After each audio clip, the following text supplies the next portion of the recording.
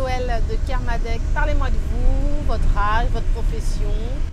Alors, j'ai 42 ans, je suis avec deux petits garçons qui ont 6 et 10 ans et je viens de finir une licence métier de la médiation artistique et culturelle. J'ai repris mes études et là j'ai plein de projets d'action culturelle justement avec des collèges, avec des artistes et je cherche du travail aussi.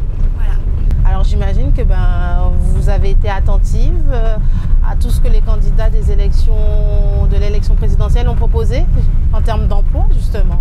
Oui, mais en même temps, je fais partie un petit peu de ceux qui ne croient plus trop à la politique et ceux qui estiment que c'est aux citoyens de se prendre en main et de participer à la vie active de la cité par des associations. Et je fais partie d'une association où justement on développe des actions solidaires à Pointe-à-Pitre. Vous avez été...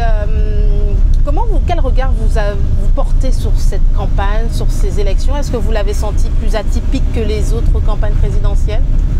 Tout à fait, par le scandale qui a touché certains des candidats.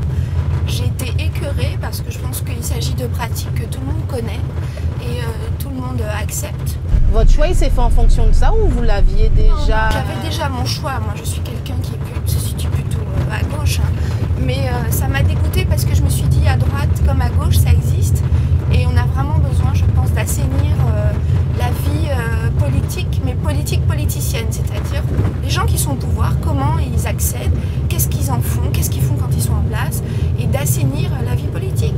Je vous interromps un moment parce qu'on va aller récupérer Hélène Jacobi-Coali qui se trouve à Néré à BIM, c'est la deuxième passagère. Bonjour.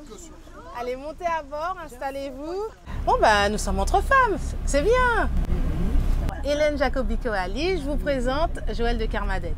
Alors, on discutait tout à l'heure avec Joëlle des élections, de sa vision de cette campagne. Vous, quel regard vous portez sur cette élection présidentielle? Il faudrait dire effectivement cette élection présidentielle, elle est très particulière. D'ailleurs, on en parle, c'est bien la première fois d'ailleurs, sous cette 5e République, on assiste plutôt à un tel déroulement de la campagne. Et je dirais que cette campagne, pour moi, elle porte beaucoup plus sur les personnes par rapport à ce qu'elles auraient fait de pas très bien. Vraiment, il faut assainir la vie politique de notre pays. Et d'ailleurs, je trouve que les candidats qui ont des casseroles, entre guillemets, ne devraient pas pouvoir se présenter.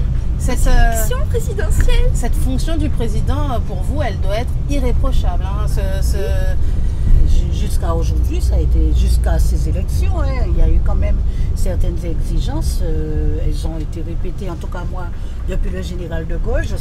Depuis jeune, je suis les élections présidentielles.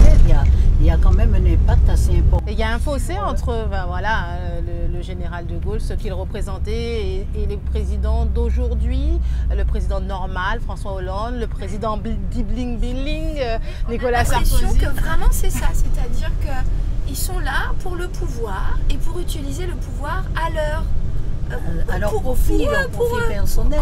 Moi je pense que la donne politique, elle est en train d'évoluer, de changer. Et même au niveau des programmes. Et les gens maintenant attendent beaucoup plus au niveau des programmes, des projets. Et je pense que c'est ce qui déstabilise les électeurs d'aujourd'hui pour ces élections présidentielles. Parce que beaucoup vous disent, jusqu'à aujourd'hui, je ne sais vraiment pas pour qui je vais voter. Non, parce que j'appartiens à un parti politique qui a déjà fait son choix. Mais n'empêche que nous avons quand même convenu au sein de ce conseil politique de tenir compte de l'évolution des statistiques parce que les statistiques, justement, c'est la première fois qu'on trouve un tel décalage. Celui qui était devant hier, demain, il est presque dernier au dernier.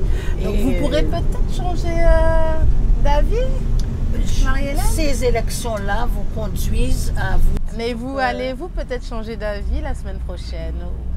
Non. Je suis en train de me poser la question parce qu'il faut être... On a beaucoup parlé du vote utile, mais le vote utile, il doit avoir une signification, une définition derrière.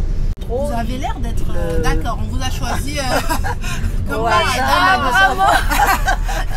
Non, mais moi j'ai introduit une petite nuance quand même, je sais pas si vous vous rappelez, c'est que il y a quelque chose, moi, que j'entends aussi dans toute cette campagne, c'est ceux qui ont envie de voter blanc, premièrement, et ceux qui ne vont pas voter du tout, c'est les abstentionnistes. Et ça aussi, ça compte. Et ça veut dire quoi? Ça veut dire qu'il y a un déficit de démocratie. Ce sera le mot de la fin. On touche déjà à notre balade, se termine déjà. Merci beaucoup.